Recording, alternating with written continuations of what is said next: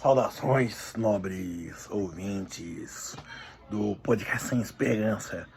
Eu ia tratar de outro assunto hoje, contudo eu vi três coisas, em especial uma, que foi o caso do militante, influencer, que se diz conservador, Bolsonaro, Carlos Piloto, de 13 anos. Eu não vou questionar certas coisas, vou trazer a baila certas coisas, como por exemplo, ele do ponto de vista socioeconômico,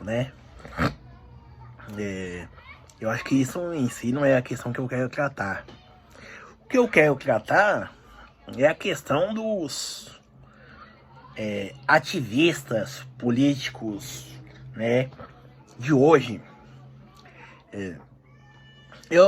A adolescência é o período realmente, não vou dizer apropriado, mas que é interessante em si se falar de política. E quando eu digo isso, além em si da institucionalidade, por exemplo, patriotismo e civismo, digamos assim. Certo? Mas a teoria, a política do seu ponto de vista teórico, só que assim, isso não vale apenas para ele, E nem apenas também, para a política. Outro exemplo disso é também religiões, Por exemplo, quando um pastor de alguma igreja, geralmente dessas igrejas pequenas, colocam crianças para pregar, certo? E aí sai uma par de bobagem.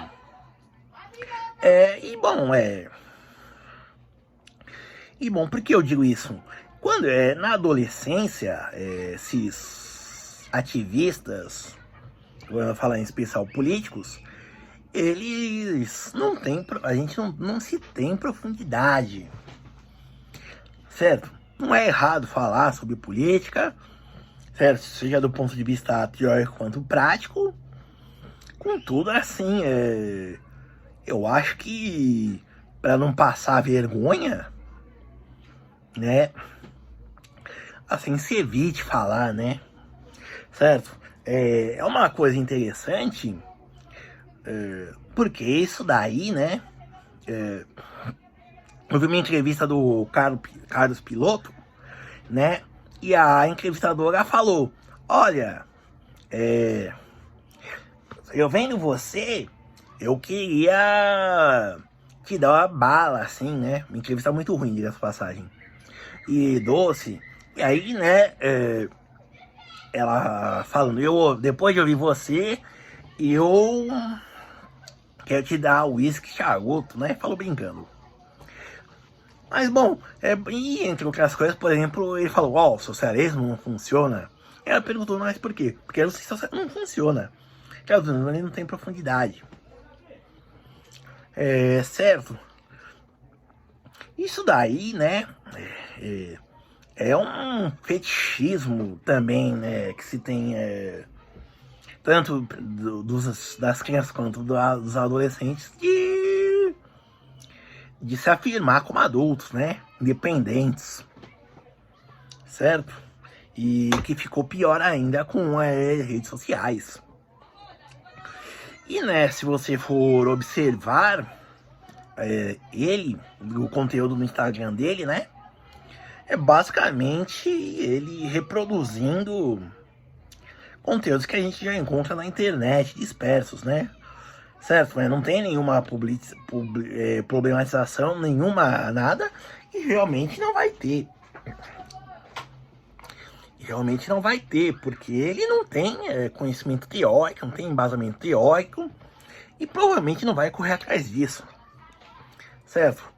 E assim, só para não dizer que eu falo da direita, outro exemplo é Greta Thunberg, quando a ativista sueca, né, que começou aos seus 16 anos, seu ativismo, né, a greve pelo clima, greve escolar pelo clima, né,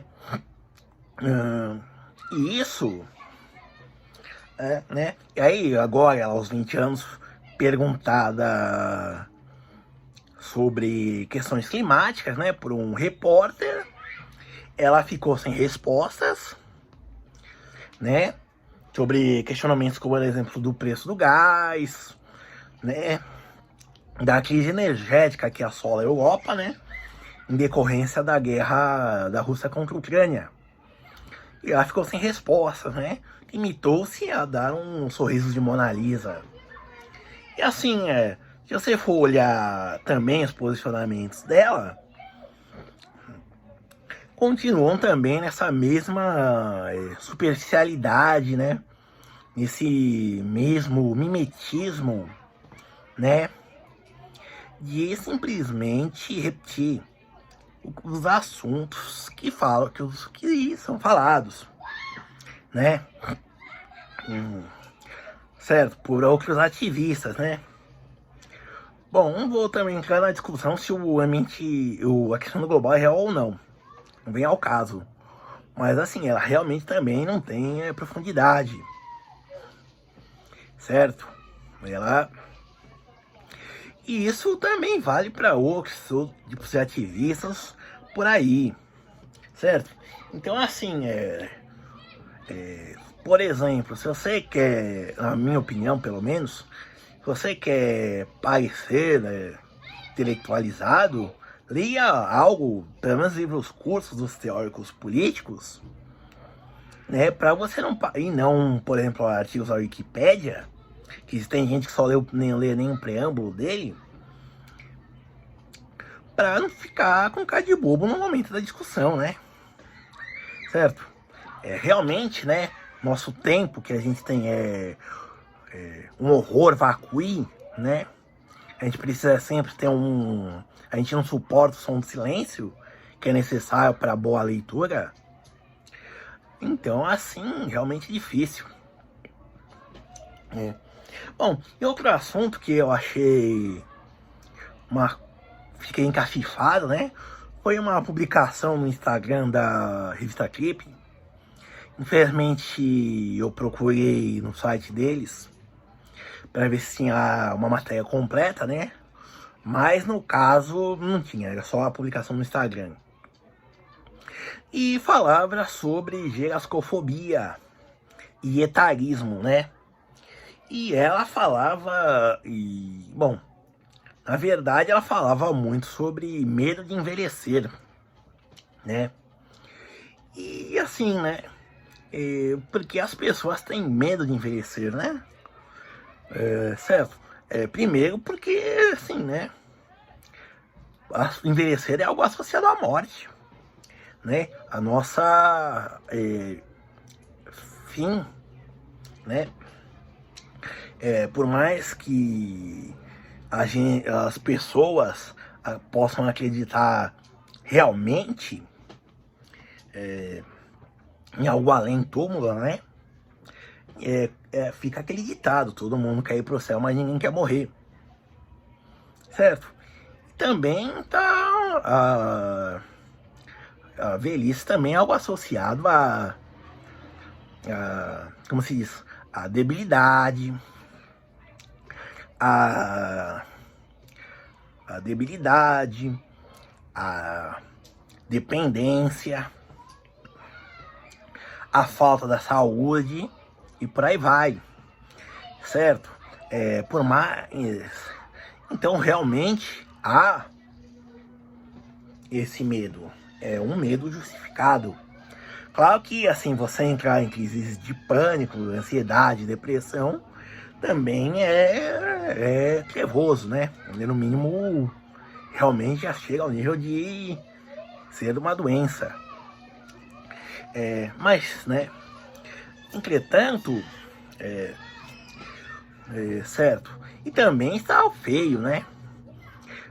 Com raras exceções, né? Por exemplo, a Vera Fischer, né? Que aos 70 anos continua linda. A maioria das pessoas quando ficam velhas são feias, né? Quando eu digo isso é o afegão médio. Ah, ficam velhas, não tem energia, por mais que a mente ainda esteja ativa, o corpo, o físico não acompanha. Além de ter que tomar uma série de medicamentos, certo? E outras limitações de toda sorte. E no caso, assim, do Brasil, especialmente, tem-se realmente razões para se temer o envelhecimento. Por exemplo, temos uma sociedade com um decréscimo populacional evidente, certo? Por exemplo, quem é mãe de pet ou mãe de planta não vai ter quem ampare na velhice, certo? Não que filhos também não abandonem os pais idosos. E entre outras coisas, né? Que nem, por exemplo, o nosso sistema previdenciário, em especial o brasileiro, que é o contributivo, né? Colaborativo, ele um dia vai ceder. Por vários motivos, né? A uberização, né? E o trabalho informal, né? E também, né? Por exemplo, se você chegar aos 45 anos, se você chegar por volta dos 45 anos e for demitido, a menos que você seja um alto executivo ou uma pessoa que seja referência no mercado de trabalho, muito provavelmente você não vai arranjar emprego, mesmo você sendo qualificado, certo? Então também realmente há motivos para se temer. É claro que, como eu também influencia, o fato de que hoje tudo tem de se fazer de imediato, né? As pessoas não têm mais paciência para nada, né? E isso causa aflições e ansiedades. Contudo, eu acho que isso em si não é digamos assim, um etarismo, né? Mas é pressa, né? É imediatismo, certo? E também, realmente, certo? E também, né? Por exemplo, se envelhecer fosse algo tão bom, não teriam que dizer que a melhor idade é a terceira idade, né? Certo? Não teriam inventado coisas como, por exemplo, Viagra, certo? Que dependendo da idade já nem funciona mais. Entre outras coisas. Então sim, realmente envelhecer é ruim. Por mais que seja um fato natural da existência e da vida, o fato é que realmente você fica debilitado, surgem doenças, rugas, broxidão, menopausa e por aí vai, certo? São pouquíssimas pessoas, mesmo com os avanços científicos tecnológicos, que estão realmente bem quando chegam na velhice, certo? Então, assim, para concluir, e aí eu falei de dois temas contrastantes, um falando da precocidade, né, e da vontade de ser adulto dos adolescentes, afirmar, né, e também a mania deles de se achar então sempre certos, né, com o fato de que isso fica concomitante, né, com o fato de que nós vamos envelhecer, ficar velhos e por aí vai. E, né, infelizmente, né, temer isso repugnar essa ideia de envelhecer